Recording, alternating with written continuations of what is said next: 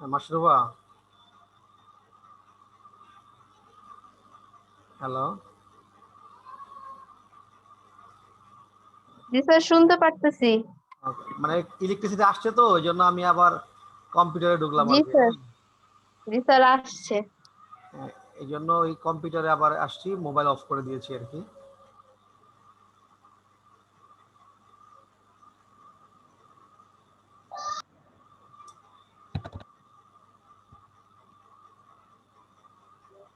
আসলে electricity problem করলে খুব ঝামেলা হয়।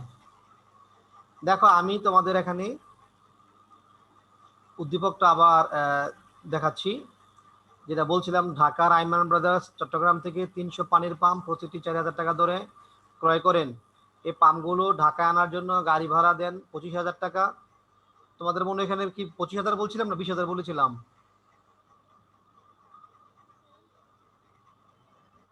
20,000 স্যার। 20,000 বলেছিলাম। জি স্যার। আচ্ছা, তাহলে এইটা একটু ঠিক করে নাও, 25,000 লিখে নাও। আমারটার সাথে মিলিয়ে নাও একটু, কারণ আমি তো তখন মুখস্থ বলেছি তো। আচ্ছা স্যার, সমস্যা নেই। পরিবহন বীমা 2,000 টাকা, শুল্ক খরচ 1,000 টাকা, ডক চার্জ 1,500 টাকা। এছাড়া গুদাম ভাড়া বাবদ ব্যয় হয় 2,000 টাকা। গুদাম ভাড়া বাবদ ব্যয় হচ্ছে 5,000 টাকা, দোকান ভাড়া 3,000 টাকা, কর্মচারীদের বেতন 5,000 টাকা, বিদ্যুৎ বিল বাবদ পরিশোধ করেন 1,000 টাকা। মুনাফা মোট ব্যয়ের 25%। মূলত উদ্দীপকটা এই ছিল। আমাদের উদ্দীপকটা প্রথম প্রশ্ন ছিল পাম্পের ক্রয় মূল্য নির্ণয়, যেটা তোমরা করতেছিলা।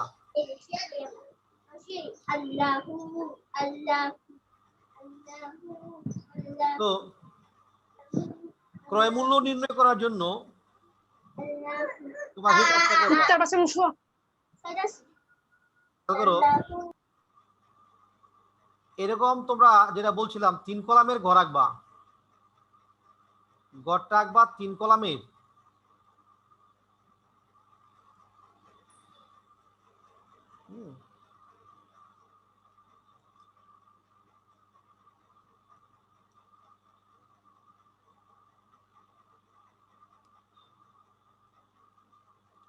তিন কলামের ঘর আঁকবা। ঘরে কি এটার নাম দিবা বিবরণ, এই ঘরের নাম দিবা বিবরণ।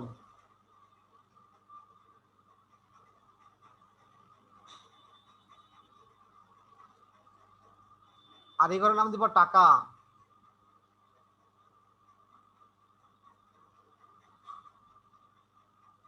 টাকা।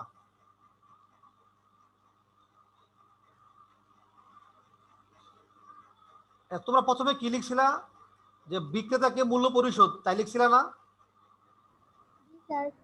জি স্যার। 4,000 গুণ 200 টাকা লিখছিলা 8 লাখ। এই 8 লাখ লিখছিলা এই ঘরে। তো আমি যদি তোমাদেরকে একটু স্মরণ করে দিতে চাই, সেটা হলো যে আমাদের সংখ্যাটা কি ছিল। সংখ্যাটা ছিল বিক্রেতাকে যে মূল্য পরিশোধ করা হয়, তারপরে গুদামে আনা পর্যন্ত যত ব্যয় হয় সমস্ত ব্যয় একসাথে যোগ করলে যে মূল্য দাঁড়ায় তার নামই হচ্ছে ক্রয় মূল্য। আর গুদামে আনা পর্যন্ত সমস্ত ব্যয়গুলোকে বলা হয় প্রত্যক্ষ ব্যয়। তো তুমি এবার এখানে লিখবা, এখানে লিখবা যোগ, লেখো যোগ, লেখো যোগ। যোগ লিখে একটা কোলন দিবা। কোলন দিয়ে লেখো প্রত্যক্ষ খরচ সমূহ বা প্রত্যক্ষ ব্যয় সমূহ। লেখবা প্রত্যক্ষ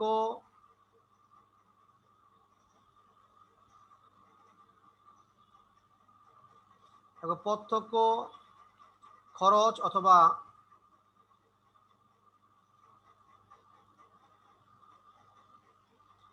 প্রত্যক্ষ খরচ লেখো। স্যার, প্রত্যক্ষ কি ব্যয় লেখা যাবে? হ্যাঁ লেখা যাবে, প্রত্যক্ষ ব্যয় লেখা যাবে। খরচ আর ব্যয় একই কথা। লিখছো? জি স্যার। দেখো এখানে গুদামে আনা পর্যন্ত এই যে একটা লাগছে গাড়ি ভাড়া, এটাকে বলা হয় পরিবহন।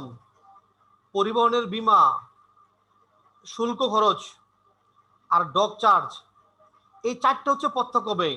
কেন এটা প্রত্যক্ষ ব্যয় আমি তোমাকে বলি।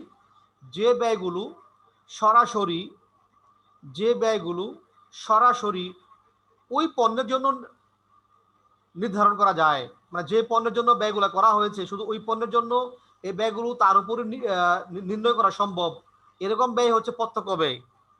যেমন মনে করো এই 25,000 টাকা গাড়ি ভাড়া দিচ্ছি আমি, যে 200 পাম্প কিনেছি, 200 পাম্পের জন্য কিনেছি, যে 200 পাম্প আমি চিটাগাং থেকে কিনেছি, এই 200 পাম্পের জন্যই গাড়ি ভাড়া দিয়েছি 25,000 টাকা। আর আনার জন্য আমি পরিবহনের জন্য বীমা করেছিলাম। কি বীমা করেছি? যে যদি রাস্তায় ট্রাকের মধ্যে কোনো অ্যাক্সিডেন্ট হয়, দুর্ঘটনা, যদি আমার পাম্পগুলো নষ্ট হয়ে যায় তাহলে বীমা কোম্পানি ক্ষতিপূরণ দিবে, এজন্য বীমা করেছি। এটা এই পণ্যের জন্যই করা হয়েছে। শুল্ক খরচ, শুল্ক মানে হচ্ছে কিছু কিছু পণ্য আছে যেগুলো ক্রয় করলে সরকারকে ট্যাক্স দেওয়া লাগে, শুল্ক দেওয়া লাগে, যেগুলো সাধারণত বিদেশ থেকে আসে, আমদানি করা হয়। বিদেশি পণ্য আমদানি করলে সে আমদানিকৃত পণ্যের উপর সরকারকে শুল্ক দিতে হয়। এটা কারবারের প্রত্যক্ষ খরচ। ডক চার্জ, ডক চার্জ মানে হচ্ছে পণ্য যখন কোথাও থেকে ক্রয় করা হয়, মানে বিদেশ থেকে সাধারণত আনা হয়, সেই পণ্যগুলো প্রথমে থাকে বন্দরের যে একটা বড় বাউন্ডারি করা বা আবদ্ধ করা একটা জায়গা থাকে, যেখানে ওই পণ্যগুলোকে হেফাজতে রাখা হয়, যে জায়গাটাকে বন্দরের ডক নামে লেখা হয়, ডক। ওই ডকে যদি পণ্য 2 দিন 5 দিন 1 সপ্তাহ থাকে তাহলে ওই জায়গার ভাড়া দেওয়া লাগে, চার্জ দেওয়া লাগে, এটা বলে ডক চার্জ। তাহলে পণ্য কেনার পরে আমার দোকানে আনা পর্যন্ত এই যে পরিবহন খরচ লেগেছে, পরিবহনের বীমা লেগেছে, শুল্ক খরচ লাগছে, ডক চার্জ লেগেছে।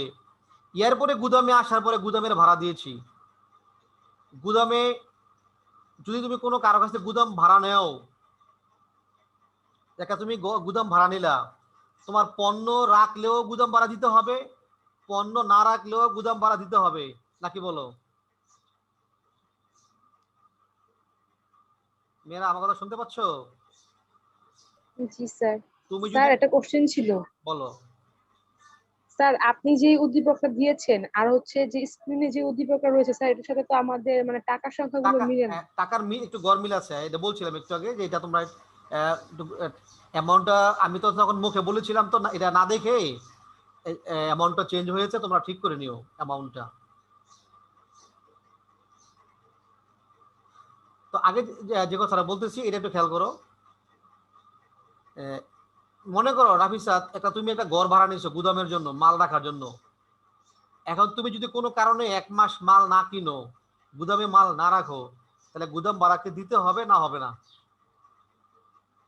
তো দিতে হবে। দিতে হবে। তো যেহেতু গুদাম ভাড়া সরাসরি কোন নির্দিষ্ট পণ্যের উপর নির্ভর করে না, গুদাম ঘর নিলেই ভাড়া দিতে হয়, এই জন্য গুদাম ভাড়াটা প্রত্যক্ষ ব্যয়, এটা পরোক্ষ ব্যয়। এটা কি ব্যয়? পরোক্ষ ব্যয়। তো আমি যদি এই 200 পাম্প ট্রাক দিয়া বা না আনতাম, তাহলে কি ট্রাকের ভাড়া দেওয়া লাগতো আমাকে? না স্যার। এই জন্য ট্রাকের ভাড়া মানে গাড়ি ভাড়া, এটা প্রত্যক্ষ ব্যয়। আর গাড়ি দিয়ে মাল এনেছি বিদায় এটার বীমা খরচ দিয়েছি, এটা প্রত্যক্ষ ব্যয়। আর যখন পণ্য আমদানি করা হয়, আনা হয়, তখনই শুল্ক খরচ দেওয়া লাগে, এটা প্রত্যক্ষ ব্যয়। না আমদানি করলে বা পণ্য না কিনলে ওইখান থেকে বন্দর থেকে এই শুল্ক খরচটা দেওয়া লাগে না। ডক চার্জ, ডকে পণ্য রাখলে চার্জ দিতে হয়, না রাখলে চার্জ দিতে হয় না, এটা প্রত্যক্ষ ব্যয়। গুদাম ভাড়া এটা পরোক্ষ ব্যয়। দোকানের ভাড়া, তুমি যে দোকানে ব্যবসা করো, মনে করো এই দোকানে যদি তুমি একটা দোকান ঘর ভাড়া নেও, ধরো তুমি নিউ মার্কেটে দোকান ঘর ভাড়া নিলা, কোনো কারণে করোনার জন্য ব্যবসা বন্ধ রয়েছে 3 মাস, দোকানের ভাড়া দিতে হবে কি হবে না? হবে স্যার। স্যার দিতে হবে। দিতে হবে। তার মানে এটা পরোক্ষ ব্যয়, যেটা সরাসরি সম্পর্ক নাই, ব্যবসা করলেও লাগে না করলেও লাগে। মানে ওই যে 200 পণ্য কিনেছি, মানে 200 পাম্প যে আমি কিনেছিলাম, ওই 200 পাম্পের সাথে এটা কিনে কোনো সম্পর্ক নাই, এই জন্য এটা পরোক্ষ ব্যয়। কর্মচারীদের বেতন, এটাও পরোক্ষ ব্যয়। তাহলে আমাদের সংজ্ঞা অনুযায়ী যে পণ্য যখন আমি ক্রয় করব, বিক্রেতাকে যে মূল্যটা দিয়েছি, যে 200 পানি পাম্প তোমাদের এখানে লেখছো, আমি উদ্যোগে 300 লিখেছি, এই 300 সাথে যে 4000 গুণ করেছি, এটা বিক্রেতাকে দেওয়া হলো। তারপরে এই প্রত্যক্ষ ব্যয়গুলো, গাড়ি ভাড়া, পরিবহন, শুল্ক খরচ, আর ডক চার্জ, এই 4টা ব্যয় যোগ করলে যেটা হবে তার নাম হচ্ছে পণ্যের ক্রয় মূল্য, মানে পাম্পের ক্রয় মূল্য। তো তোমরা খাতা লিখেছো প্রথমে বিক্রেতা থেকে মূল্য পরিশোধ 200 গুণ 4000, 8 লাখ। যোগ কি লিখছো? প্রত্যক্ষ ব্যয়। যোগ কি লিখছো? প্রত্যক্ষ ব্যয় লিখছো প্রত্যক্ষ না? ব্যয় সমূহ। হ্যাঁ, এবার প্রত্যক্ষ ব্যয় সমূহ এবার লেখো, একটা একটা করে লেখো। লিখবা গাড়ি ভাড়া 25,000, পরিবহন 2000, শুল্ক খরচ প্রথম 1000। স্যার প্রথম করে কি টাকা দিব? প্রথম করে লিখবা, এবার টাকা লিখবা প্রথম করে। এবার টাকা লিখবা এই ঘরে, গাড়ি ভাড়া লিখবা, তারপরে গাড়ি ভাড়া লিখবা, গাড়ির বীমা খরচ লিখবা, পরিবহন বীমা, গাড়ি ভাড়া 25,000 টাকা এখানে এই ঘরে লিখবা। পরে লিখবা পরিবহন বীমা 2000 টাকা, শুল্ক খরচ 1000 টাকা, ডক চার্জ 1500 টাকা। এই 4টা টাকা এই ঘরে লিখবা।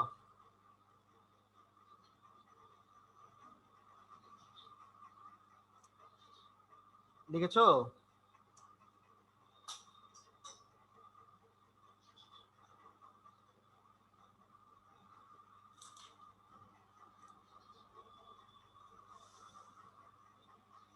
তোমরা কি 4টা টাকা লিখছো? জি স্যার। শুল্ক পর কি? শুল্কের পর হচ্ছে ডক চার্জ। ডক চার্জ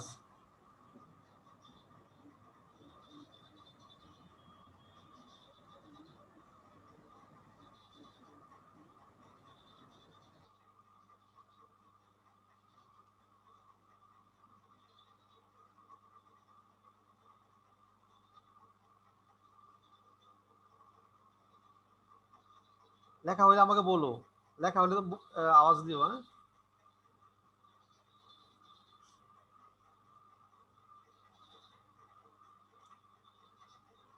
লেখা হয়েছে মেয়েরা? জি স্যার। লেখা হলে এবার এই 4টা টাকা গাড়ি ভাড়া, পরিবহন বীমা, শুল্ক খরচ, ডক চার্জ 4টা যোগ করো। যোগ করে এই ঘরে লিখবা, দ্বিতীয় ঘরে।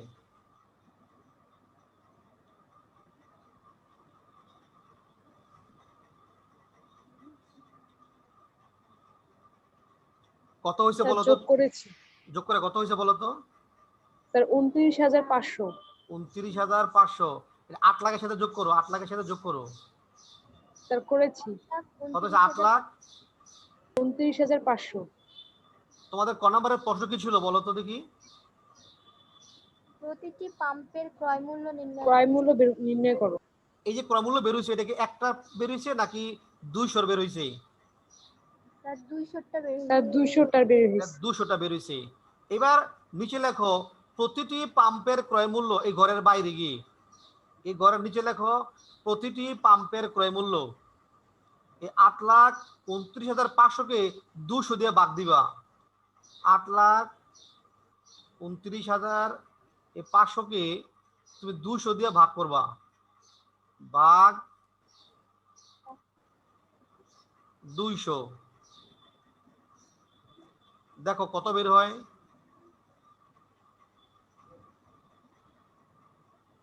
4148। কত? 7,000। 4,000। Sorry sir, 4148। এই যে এক একটা পাম্পের ক্রয় মূল্য। তোমরা বুঝছো না বুঝো না বুঝলে আমাকে বলো। স্যার বুঝছি। জি স্যার বুঝেছি। Okay fine. তাহলে তোমরা আজকের আলোচনা থেকে এটা বুঝতে পেরেছো যে ক্রয় মূল্য নির্ণয় করতে হবে বিক্রেতাকে যে মূল্য পরিশোধ করেছি তার সাথে যোগ করবে প্রত্যক্ষ ব্যয় সমূহ। আর প্রত্যক্ষ ব্যয় হচ্ছে ওইগুলো যে ব্যয়গুলো নির্দিষ্ট পণ্যের জন্য, মানে যে পণ্য আমি ক্রয় করেছি শুধু তার জন্যই ব্যয়গুলো করা হয়ে থাকে। মানে ওই ব্যয়গুলো ওই পণ্যের জন্যই করা হয়েছে, তার উপর সরাসরি নির্ণয় করা যায়, এরকম ব্যয়গুলো প্রত্যক্ষ ব্যয়। তোমরা খেয়াল করে দেখো, আমরা পাম্প কিনেছি, পাম্পের জন্য গাড়ি ভাড়া দিয়েছি, এই পাম্পের জন্য পরিবহন বীমা দিয়েছি, এই পাম্পের জন্য শুল্ক খরচ দিয়েছি, এই পাম্পের জন্য ডক চার্জ দিয়েছি। কিন্তু গুদাম ভাড়া এই পাম্পের জন্য দিলেও গুদাম ভাড়া এই পাম্প না আসলেও গুদাম ভাড়া দেওয়া লাগতো। দোকানের ভাড়া, এই পাম্পগুলো না কিনলেও দোকানের ভাড়া দেওয়া লাগতো। কর্মচারীর বেতন, পাম্প 200 না পাম্প 500 কিনলেও বেতন এই কর্মচারী একই বেতন থাকতো। পাম্প না কিনলেও কর্মচারী বেতন একই থাকতো। বিদ্যুৎ বিল, আমার অফিসে যে বিদ্যুৎ বিল চলেছে, পাম্প কিনলেও বিদ্যুৎ বিল আসবে, না কিনলেও বিদ্যুৎ বিল আসবে। তার মানে দেখা গেল এই খরচগুলো সরাসরি এই পাম্পের উপর নির্ভরশীল না, মানে এই পাম্পের জন্য নির্ণয় করা যায় না, এই জন্য ওইগুলোকে বলা হয় পরোক্ষ ব্যয়। তো যে ব্যয়গুলো একটা পণ্যের জন্য সরাসরি নির্ণয় করা যায়, যে ব্যয়গুলো এই পণ্যের জন্যই করা হয়েছে, ওইগুলোকে বলা হয় প্রত্যক্ষ ব্যয়। তাহলে প্রত্যক্ষ ব্যয় কোনগুলো তোমরা কি বুঝছো না বুঝো নেই? জি স্যার বুঝেছি। তাহলে প্রত্যক্ষ ব্যয়ের জি সমষ্টি, স্যার। প্রত্যক্ষ ব্যয়ের সমষ্টি হলো পণ্যের ক্রয় মূল্য। তোমরা একক প্রতি পাম্পের ক্রয় মূল্য নির্ণয় করতে পেরেছো। এবার খ নাম্বারে যাও। খ নাম্বারে গিয়ে আবার এমন একটা গড়াকো, গড়াইকে দেখো মোট ব্যয় নির্ণয়। স্যার বলো। স্যার আমাদের ক্লাস আওয়ারের টাইম তো ওভার হয়ে গেছে। পরে কি ক্লাস তোমাদের? স্যার ধর্ম ক্লাস। আচ্ছা, আর 5 মিনিট করো, ওইটা তো শুরু হবে মনে হয় 12টায়, তাই না? 12টায় শুরু জি হবে না? স্যার। জি স্যার। তাহলে আর 5 মিনিট আমরা, যেহেতু আমাদের প্রবলেম হয়েছে ইলেকট্রিসিটির জন্য, আর 5 মিনিট করো, তারপরে আমি শেষ করে দিচ্ছি। হ্যাঁ, আমি আমি বুঝে দিচ্ছি, তোমরা নিজেরা করে নিও, তোমরা এখন ঘর রাখতে হবে না, খেয়াল করে শোনো। তো তুমি যখন দ্বিতীয়বার আরেকটা ঘর রাখবা, সেখানে লিখবা মোট ব্যয় নির্ণয়। মোট ব্যয়, সে মোট ব্যয়ের মধ্যে প্রথমে লিখবা ক্রয় মূল্য। ক্রয় মূল্য তুমি যেটা পাইছো 8,29,500, 8,29,500 লিখবা ক্রয় মূল্য। এবার আবার এই 8,29,500 তুমি লিখবা দ্বিতীয় ঘরে, দ্বিতীয় ঘরে লিখবা এই ঘরে লিখে আবার আগের মতো যোগ পরোক্ষ ব্যয় সমূহ, যোগ পরোক্ষ ব্যয় সমূহ লিখে লিখবা গুদাম ভাড়া 5,000, দোকান ভাড়া 3,000, বেতন 5,000, বিদ্যুৎ বিল 1,000। এই যে যোগ করে তখন তুমি পাইবা আবার 14,000 টাকা। এই 14,000 টাকা যখন তুমি 8,29,500 সাথে যোগ করে দিবা, অর্থাৎ ক্রয় মূল্যের সাথে যখন পরোক্ষ ব্যয় সমূহ যোগ করে দিবা, তখন তুমি পেয়ে যাবা মোট ব্যয়। তুমি খ নাম্বারের উত্তর পেয়ে যাবা মোট ব্যয়। তাহলে খ নাম্বারটা হচ্ছে ক্রয় মূল্যের সাথে পরোক্ষ ব্যয়গুলো যোগ করলে তুমি পাইবা মোট ব্যয়। তুমি খ নাম্বার পেয়ে গেলা। খ নাম্বার বুঝতে পেরেছো আমি কি বলেছি? জি স্যার। কি করবা? ক্রয় মূল্যের সাথে যোগ করবা কোনগুলো? পরোক্ষ ব্যয়গুলো যোগ করবা। কোনগুলো যোগ করবা? পরোক্ষ ব্যয়গুলো। তো পরোক্ষ ব্যয়গুলো যোগ করলে মোট ব্যয় পেয়ে যাবা। এবার গ নাম্বারে গিয়ে তুমি যখন লিখবা, তখন তুমি বিক্রয় মূল্য নির্ণয় করবা। মোট বিক্রয় মূল্য আর একক প্রতি বিক্রয় মূল্য। মোট বিক্রয় মূল্য কেমনে পাইবা? তুমি আবার একটা ঘর রাখবা, ঘরে কি প্রথমে লিখবা মোট ব্যয়। মোট ব্যয় তুমি যেটা পাইছো 8,29,500 যোগ করেছো 14,000 টাকা, তুমি পাইলা 8,43,500। এটা হলো মোট ব্যয়। তো আমরা মুনাফা করব কত পার্সেন্ট? 25%। কিসের 25%? মোট ব্যয়ের। তুমি লিখবা যোগ প্রত্যাশিত মুনাফা, যোগ প্রত্যাশিত মুনাফা। এই 8,43,500 25%, যেই টাকাটা বের হয় এটা যোগ করে দিবা। যোগ করলে যে মূল্যটা বের হবে তার নামই হচ্ছে বিক্রয় মূল্য, মোট বিক্রয় মূল্য। এই 8,43,500 টাকা যেটা বের হইলো মোট ব্যয়, যোগ লেখবা যোগ প্রত্যাশিত মুনাফা। এই প্রত্যাশিত মুনাফা ব্যয়ের 25% যেটা বের হয়েছে এটা যোগ করে দেবা। যোগ করলে পাইবা 10,54,375 টাকা। এটা হচ্ছে মোট বিক্রয় মূল্য। এবার তুমি নিচে লিখবা প্রতিটি পাম্পের বিক্রয় মূল্য। প্রতিটি পাম্পের বিক্রয় মূল্য লিখে 10,54,375 তুমি আবার 200 দিয়ে ভাগ করবা। 200 দিয়ে ভাগ করলে যেটা পাইবা এটা হচ্ছে এক একটি পাম্পের বিক্রয় মূল্য 5,271 টাকা 87 পয়সা। আসলে তোমরা লিখবা 5,272 টাকা, যে টাকাটা পাইবা এটা হয়ে গেল ওই পাম্পের বিক্রয় মূল্য। তাহলে এই খ নাম্বার আর গ নাম্বারের কাজটা কি নিজেরা করতে পারবো বাসায়? জি স্যার। জি স্যার। তাহলে তোমরা বাসায় নিজেরা করে নিও, কেমন? আচ্ছা স্যার।